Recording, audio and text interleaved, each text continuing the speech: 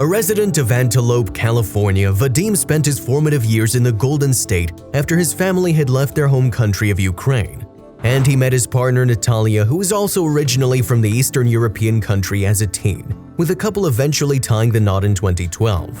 After that, the pair became the proud parents of two young girls named Maya and Vanessa, and to put food on the table, Vadim applied his trade as a trucker while his wife looked after their daughters at home.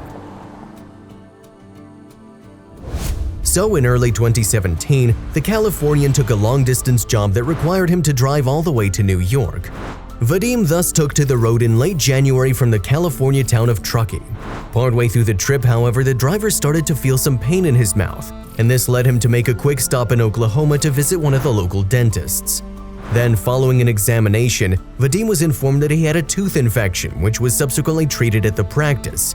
The dentist also handed him some antibiotics before sending him on his way. Now feeling much better, the trucker went back to his vehicle and hit the road again. Also, if you have not done so already, please subscribe to our channel and click that notification bell to get inspired by these real-life stories every day. Now, back to the story. However, the toothache eventually returned, leaving Vadim in a lot of discomfort, and the pain steadily became more intolerable while he headed towards New York, as he mentioned to Nataliya in a number of different phone calls. But the father of two was still able to complete the trip, as ultimately he arrived in the Big Apple. By this time, though, Vadim's mouth had swollen up, only adding to the pain he was already in. The trucker realized too that he was unable to make the return journey back to California, but there was at least some good news to be had.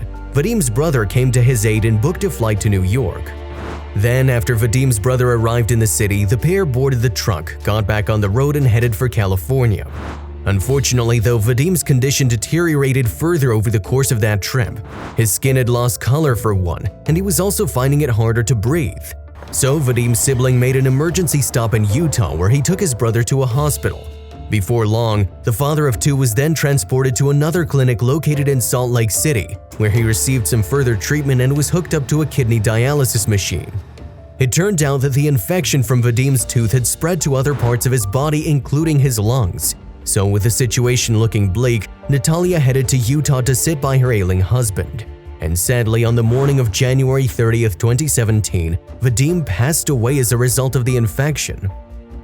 The doctors had Vadim on medication. They tried everything they could, Nataliya later told a Sacramento Bee.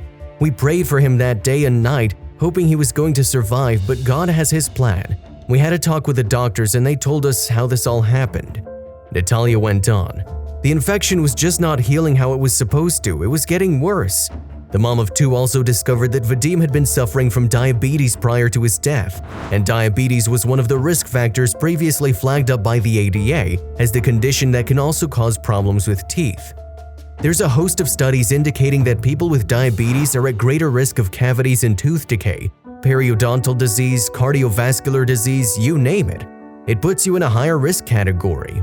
Dr. Richard Naderman of the NYU College of Dentistry told people in 2017. Then Dr. Naderman tried to explain how a tooth infection could cause someone to die.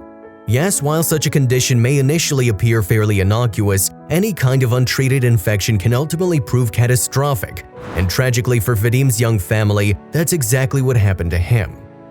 Any infection anywhere in the body can lead to death if it's uncontrolled, Dr. Naderman continued. So if you have an infection in the tooth, that infection eats away at the tooth. It's a bacterial infection, so it releases acid, and the acid etches the tooth just like acid would etch glass.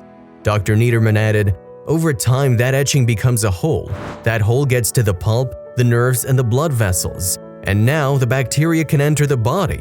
According to Nataliya, Vadim had seen his dentist a short time before his passing, but that visit had been in order to treat an issue with one of the trucker's other teeth. In Dr. Naderman's mind then, the situation could have been easily avoided if the infection was noticed sooner. There are home and office methods to prevent it that are underused, particularly by dentists, the physician told people. This is probably somebody who had had an ongoing problem that wasn't addressed by anybody. And Nataliya's brother would go on to shed some light on how she was coping after Vadim's sudden passing. Unsurprisingly, the heartbreaking events of those few days had taken their toll on the Antelope resident. She's doing okay, Vlad Kazimierz told people, but it's been really hard for her. Vlad seemingly tried to lessen the load for his sister, however, by setting up a GoFundMe fund for Nataliya and her family on the day of Vadim's death. And on the page of the campaign, which had a target of $250,000, he chose to praise his late brother-in-law. Vadim was a very humble and calm person and a wonderful father, husband, brother, son, and friend, Vlad wrote on the fundraising website. He always put others before himself and was the peacemaker.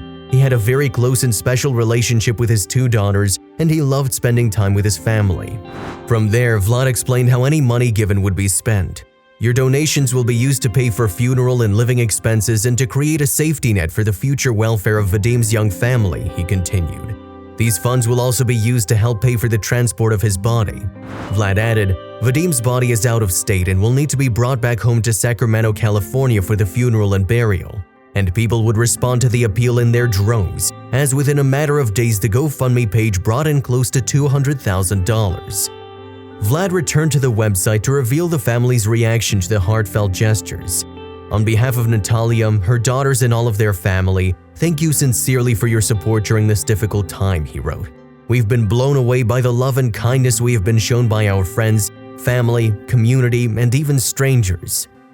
Vadim was finally laid to rest in a Sacramento cemetery on the morning of February 4, 2017. The evening prior, the Slavic Trinity Church had held a special service in commemoration of the late father, where people had come together to remember him.